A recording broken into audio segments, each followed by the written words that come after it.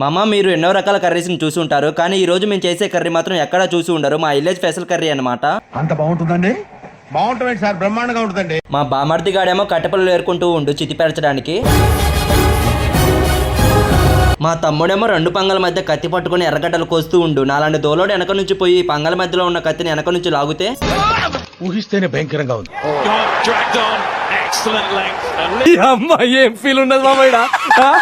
మేము అందరం తలా ఒక పని చేస్తూ ఉంటే ఇతగాడు మాత్రం రిలాక్స్ కూర్చొని క్రికెట్ చూస్తూ ఉండు. ప్రతి గ్యాంగ్ లో ఇసుమంటే వాళ్ళు పక్కా ఒకరు ఉంటారు. మా ఓడి మాత్రం ఏ స్టైల్ గురించి ఈ వీడియోలో ఏం మాట్లాడొద్దని చెప్పిండు. నేను కూడా ఏం మాట్లాడను. తల కట్టింగ్ అలాగే పొందుకోక కరిచేసినట్టు కరిచేసిందా.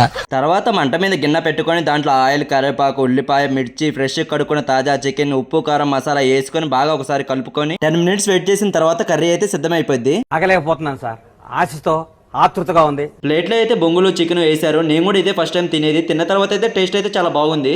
బ్రహ్మాండమైన రుచి అండి. 3 కూర్చుంటే పొద్దు కూడా పోయింది. లెగవంటరా అంటే లెగవను కూడా లెగవట్లా. టైం 8 అవుతుంది. అడ్డంగా ఇరుక్కుపోయాం. ఈ రిస్క్ భరించడం నా వల్ల అవదరా, నేను వెళ్తా. అదేంట్రా, ఏం చేసినా కలిసే చేసాం, కలిసే ఫేస్ చేద్దాం.